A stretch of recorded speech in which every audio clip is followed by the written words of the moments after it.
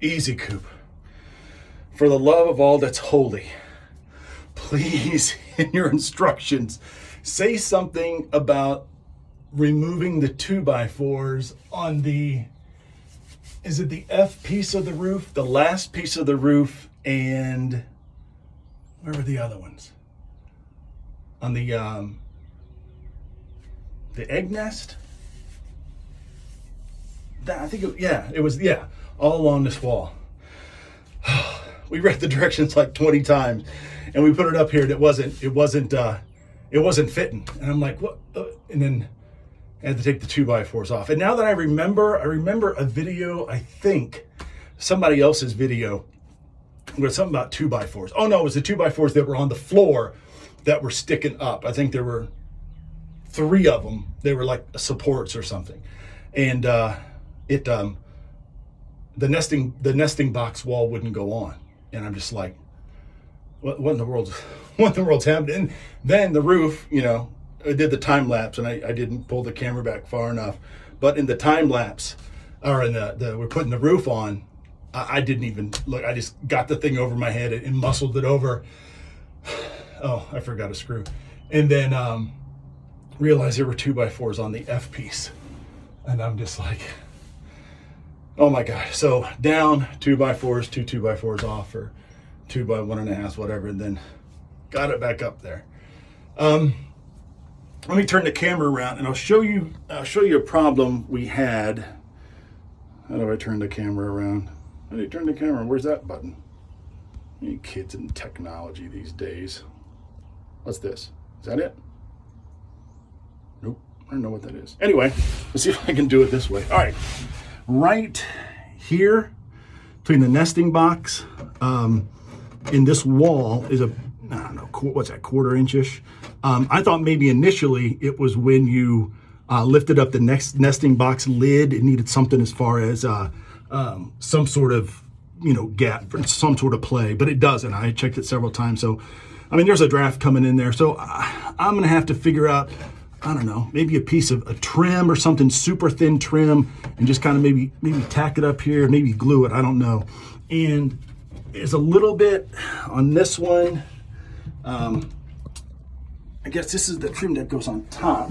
It actually ended up being flush there, and then over here, kind of the same thing. I mean, this is like the trim piece, but it doesn't. So I guess this isn't, the trim wasn't centered, or the nesting box's lid is off, or something like that. Then the other issue I ran into, oh yeah, that thing over my eye. So if you're loading wood onto a trailer and you're messing with bungee cords, did you realize that if you're not careful, that one of those bungee cord ends with a little metal ball in the latch, they might fly off and like hit you right in the head, and then you're standing at the lumberyard, looking like you just got hit by an axe. So that was a good thing. Let me show you this one up here. So this little guy, the frame, it was not flush with the piece of wood on top, okay? And when it's not flush with that, this here is not able to be drawn to the front. So what we had was, we have a gap up here, and then it's actually framed correctly down here, so we don't have that issue down here. So it was able to draw tight.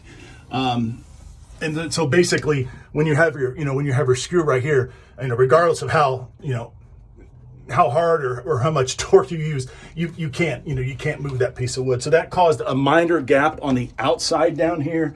Again, we were able to close as much of it as we can. And I thought maybe that was just a one-off. I'm like, all right, cool. So then let's slide over here to the back. And we realized that we have the same issue here. So that is not right here. We had that little bit of an overlap. So when you try to draw the wall in, you're not going to be able to get it completely in, which is why here I've got a small gap, and then it kind of runs down, and then there's this piece here from the nesting box wall that that covers that gap. So, holy cow. The roof, I took it out of the crate. I forgot to mention there's a little ding here. You know, again, I'm not too fussed about that. Just a couple, just cosmetic things. We got the extra paint. Do a little touch up on that, and there we go. So windows work. Nesting box is a little finicky, but that's okay. That goes down, that latches. So down around in front, got the door, hit that with a little touch up, no problem. She locks just fine. We'll get the ramp, and then out here and everywhere is going to be the run. So as far as what I give it earlier, about a 7.5. I give it about a 7.5 for all the reasons I mentioned. Gosh, I'm really stuck on this one, guys. It's a good coupe. Don't get me wrong. It's a good coupe. I don't know. Could someone have maybe spent another 15, 20 minutes to make sure, you know, that was framed correctly, you know, so we weren't tugging and pulling and trying to get that. Yeah, I mean, I guess so. But, you know, all in all, I mean, it's a good coupe. Unless something crazy happens, you know, and it spontaneously combusts in the middle of the night, you know, tonight or something like that. I would recommend Easy Coupe. I honestly would. It's solid, but again, the quality control, not quite where it should be, in my opinion. But then again, I'm not a businessman, so I don't know. But anyway, thanks for hanging out. I'll learn how to edit and put all these things together.